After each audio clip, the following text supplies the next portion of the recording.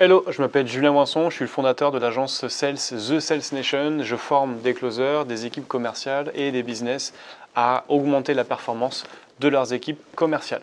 Je te fais cette vidéo parce que si tu la regardes d'ailleurs, c'est probablement que soit tu t'intéresses au métier de closer ou que tu es peut-être déjà closer et surtout que tu te poses très probablement la question, surtout si tu vas te former, est-ce que le marché du closing est saturé ? Cette question-là amène sûrement une autre question qui est est-ce que je vais pouvoir vivre du closing si je me forme au métier de closer? Alors, est-ce que le marché du closing est saturé? J'ai envie de te dire oui. Le marché de closing est saturé parce que il y a de nombreuses formations et d'organismes de formation qui se montent tous les jours. C'est beaucoup plus facile de se prétendre formateur de closer plutôt que de vivre justement du closing en étant closer. Les gens ont bien compris que c'était un business qui était florissant et en profitent justement pour essayer de tirer un petit peu la couverture et le business de leur côté. Ce que ça veut dire, c'est que beaucoup de personnes forment des closers, pas forcément de la bonne manière, et pour beaucoup d'organismes de formation en masse. Ça veut dire encore une fois que, pour moi, il n'y a pas de filtre à l'entrée sur les personnes qui rejoignent les programmes de formation. Bah oui, parce que le rôle de ces organismes de formation ou des personnes qui se disent formateurs de closer, le rôle numéro 1 en fait de ces personnes-là, c'est de faire du cash. Donc pour faire du cash, il faut former plein de personnes. Sauf que quand tu formes plein de personnes, il y a une livraison pédagogique qui est dégradée si tu n'as pas, des coachs de qualité et des coachs en nombre suffisamment important pour pouvoir justement pallier la demande des clients qui rentrent. Donc ce qui fait que sur un volume important de nouveaux closers qui vont arriver sur le marché, à un moment il faut aussi se poser la question de l'offre et la demande. On a une offre de formation de closers qui est en augmentation, donc on a un nombre important de personnes, souvent des personnes en reconversion, qui veulent et qui viennent se former à ce métier-là, pas pour les bonnes raisons, pas avec les bonnes intentions et pas de la bonne manière. Donc à l'arrivée, on a beaucoup de personnes formées qui arrivent sur le marché du closing, sauf que beaucoup de personnes vont se casser la gueule au fur et à mesure des semaines, voire des mois qui vont passer parce qu'elles n'ont pas compris que le métier de closer, c'était un métier où en fait il fallait travailler, c'était un métier de commercial. Et donc toutes les personnes qui arrivent en pensant que éthique et bienveillant, que je vais faire 10 000 € par mois en faisant le moins possible, au final ces personnes-là, elles subissent une grosse désillusion, ne vivent pas de leur activité et abandonnent. On en revient à la question qui est, est-ce que le marché du closing est saturé? Oui, le marché du closing est saturé. Par contre, il est saturé de mauvais closers ou pas des bonnes personnes. Donc tu as beaucoup de personnes, mais on a un niveau qui est très moyen, on va dire, pour pas dire médiocre.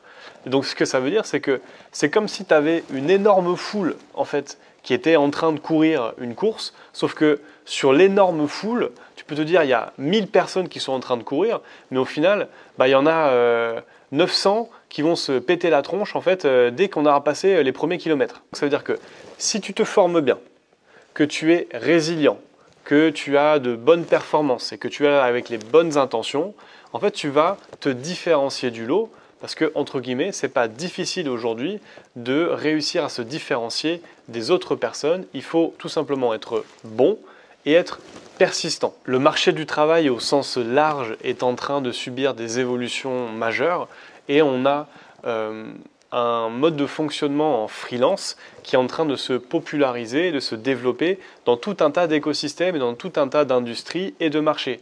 Pas seulement l'industrie de l'infoprenariat qui est un microcosme, il y a vraiment très peu de personnes qui sont dans l'infoprenariat.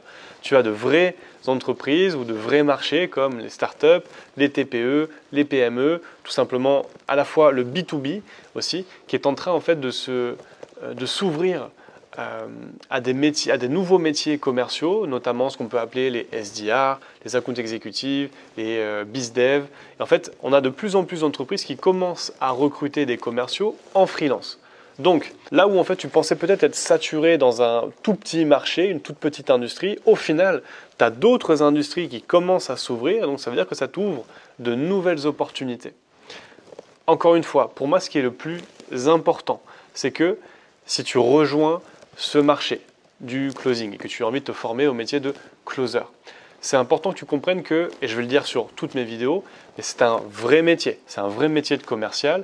Et une fois que tu acceptes cette partie-là, que tu acceptes que tu peux aller chercher de belles commissions, mais que du coup, il va falloir que tu travailles aussi beaucoup, que tu aies des prospects au téléphone, que tu traites les objections, etc. Tout ce que ça implique autour de ça, que tu fais le choix de t'investir à 200% dans la formation que tu vas choisir, et si possible, choisis-nous. Donc à partir du moment où en fait tu fais ces contrats-là à la fois avec toi-même et à la fois avec la personne avec qui tu vas t'engager, que tu t'engages financièrement, que tu t'engages en termes de temps, d'effort, et que tu as vraiment envie de te donner à 200%, à partir de ce moment-là, déjà, tu peux être sûr que tu vas pouvoir à la fois faire la différence par rapport aux personnes qui sont arrivés dans ce marché du closing ou qui se sont formés là-dedans un petit peu parce que j'ai vu de la lumière, j'ai vu qu'on pouvait gagner de l'argent et du coup c'est éthique et bienveillant, bon bah du coup ça a l'air bien.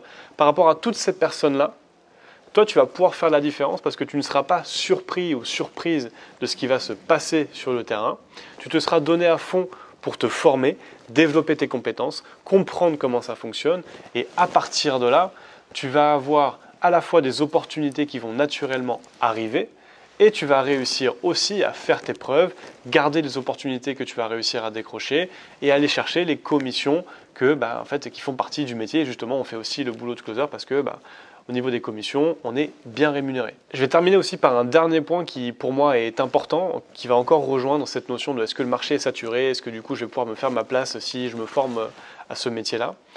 Pour faire ta place et pour faire la différence finalement parmi les autres closers, pour moi en fait un point est important, c'est que tu remplaces le mot closer par commercial ou sales. À partir du moment où tu vas remplacer le mot closer par le mot sales, commercial, tu vas comprendre que non seulement tu vas pouvoir avoir des missions de closing, mais tu vas aussi avoir des missions et tu vas être attendu. D'ailleurs, c'est le cas de plus en plus d'entreprises, d'infopreneurs qui à la base ne demandaient que des closers, mais maintenant demandent aussi aux personnes de s'ouvrir en fait à cette nouvelle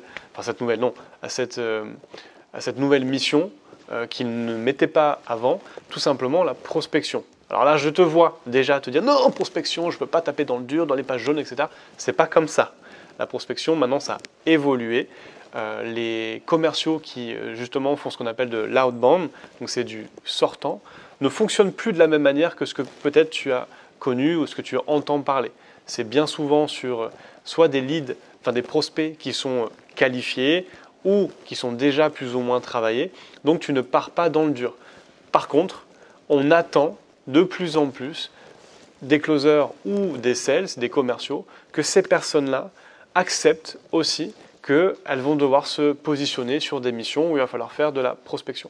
À partir du moment où tu acceptes ça, je te garantis que tu vas pouvoir faire partie des 15% des personnes sur le marché qui vont se donner le maximum de chances, le maximum d'opportunités et qui vont réussir à avoir le maximum d'opportunités et donc de commissions. Oui, parce qu'en fait, plus tu arrives à élargir ton champ des compétences, plus tu t'ouvres aux opportunités, plus tu vas t'ouvrir également aux personnes qui te recrutent, qui ont besoin de toi et qui vont te rémunérer en conséquence. J'espère que tu as compris dans cette vidéo que le marché du closing était peut-être saturé en effet, mais pas saturé au sens où on l'entend. Il est saturé pour moi de mauvaises personnes qui sont là, peut-être d'ailleurs, ce n'est pas de leur faute, mais voilà, on a beaucoup de personnes qui sont là alors qu'elles ne devraient pas être là.